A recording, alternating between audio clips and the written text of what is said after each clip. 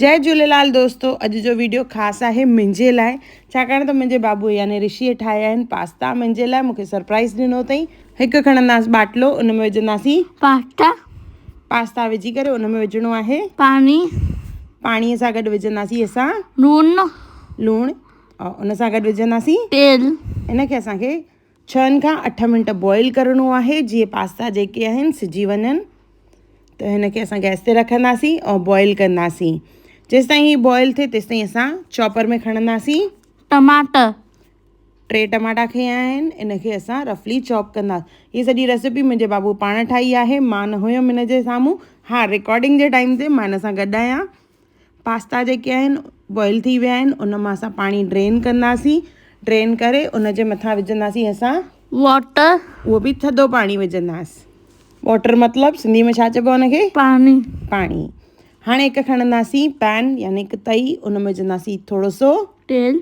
उन खां पोइ उन में विझंदासीं असां जिंजर गार्लिक यानी थूम ऐं अदरक चॉप कयल हुजे। 6-7 कलियूं थूम जूं और अधु इंच अदरक खणंदासीं, चॉप करे विझंदासीं। और हुन सां गॾु विझंदासीं असां ऑनियन, जंहिंखे असां चवंदा आहियूं बसर, उहो बि चॉप करे विझणो आहे। और हिनखे असां कुझु मिंट भुञंदासीं और हुन खां पोइ विझंदासीं असां टमाटर प्यूरी। हा, जेका असां टमाटो जी प्यूरी ठाही हुईसीं, एक्चुअली प्यूरी न ठाही हुईसीं, हुनखे असां चॉपर में चॉप कयो हुसीं। त उहा प्यूरी जेका आहे असां हिन में विझंदासीं।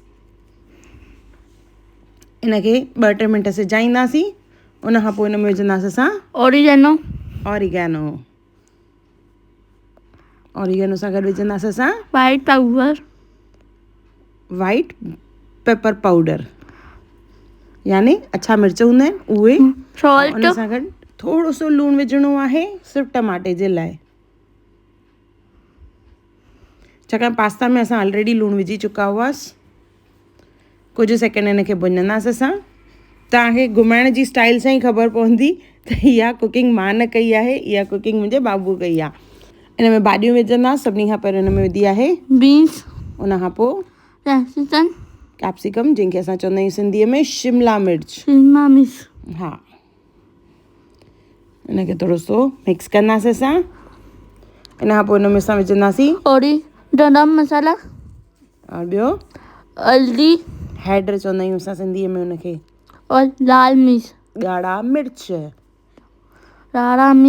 हा, और थोरो सो हिन में विझंदासीं असां काली मिर्ची, कारो मिर्च।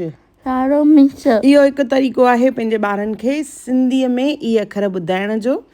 त हिन कुकिंग त कई, पर रिकॉर्डिंग जे थ्रू मां हिनखे इहे सभु नाला जेके आहिनि सिंधीअ में ॿुधाया। इनखे थोरी देरि असां कुक कंदासीं जीअं टमाटो कचोपन निकिरी वञे। उन खां पोइ हिन में असां छा विझंदासीं बाबू? पाणी।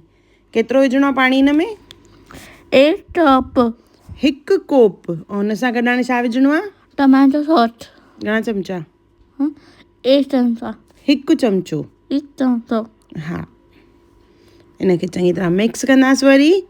उन खां पोइ जेके असां मैक्रोनी यानी पास्ता बॉइल करे रखिया हुआ उहे हिन में असां विझंदासीं और हुनखे चङी तरह पोइ मिक्स कंदासीं। बाबू जेॾी महिल इहा रेसिपी ठाही त ओॾी महिल हिन जी दिलि हुई मां हिन जो वीडियो अपलोड कयां, त मां दिलि सां इन जो वीडियो अपलोड कयो आहे। त ढेर सारो प्यारु ॾिजो। इन खां पोइ हिन में छा विझंदासीं असां? दूध खे छा चइबो आहे सिंधीअ में? खीर। और हुन खां पोइ छा विझंदासीं हिन में असां? चीज़ घणी विझणी आहे? 2 क्यूब। ओके, 2 क्यूब चीज़ कढंदासीं, हुनखे ग्रेट करे विझंदासीं। चीज़ ग्रेट करे विझणी आहे। इनखे चङी तरह मिक्स कंदासीं असां।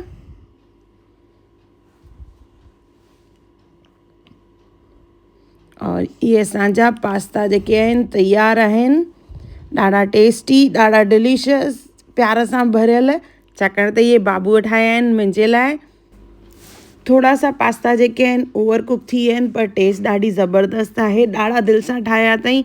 हिकु ॿार जी कोशिशि पंहिंजी मम्मी खे सरप्राइज़ ॾियण जी। त वीडियो ज़रूरु ॾिसिजो, पसंदि अचे त लाइक शेयर और सब्सक्राइब ज़रूरु कजो।